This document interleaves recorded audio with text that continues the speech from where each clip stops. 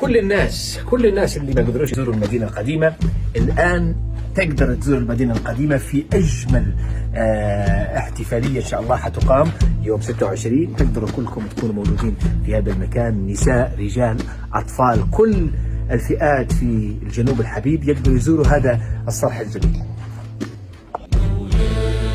إني ببابك قد بسطت يدي، من لي ألوذ به إلاك يا سندي. مولاي إني ببابك قد بسطت يدي، من لي ألوذ به إلاك يا سندي. مولاي يا مولاي، مولاي إني ببابك مولاي، إني ببابك مولاي. أقوم بالليل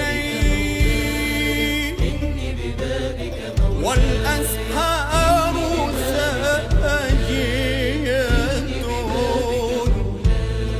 أدعو وهمس دعائي،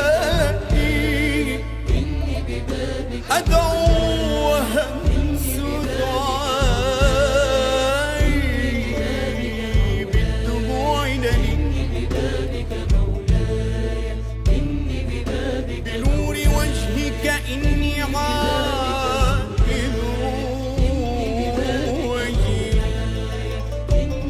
ومن يعد بك لن يشقى إلى الأبد،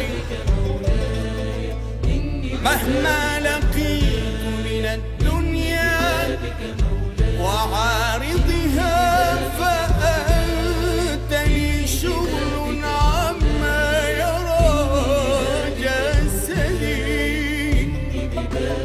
تحلو مرارة عيش في المدينة القديمة حاجة ولا أروع.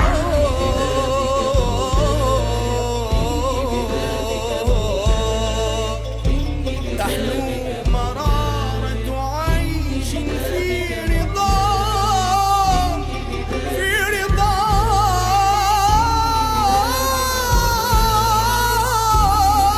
السلام عليكم ورحمة الله. طبعا الآن نحن من المدينة القديمة، التجهيزات والعمل قائم على إبراز هذه المدينة الجميلة، وتشوفوا كيف ما تشوفوا في الإنارة، وأيضا الأمور الجارية على إنارة هذه المدينة، وأيضا صيانتها للبرامج القادمة بإذن الله اللي حتكون في الأيامات المقبلة بإذن الله. وأكيد كيف ما تعرفوا إنكم كلكم مدعوون إلى هذا المكان الجميل، صراحة مكان جدا رائع ويستحق الزيارة.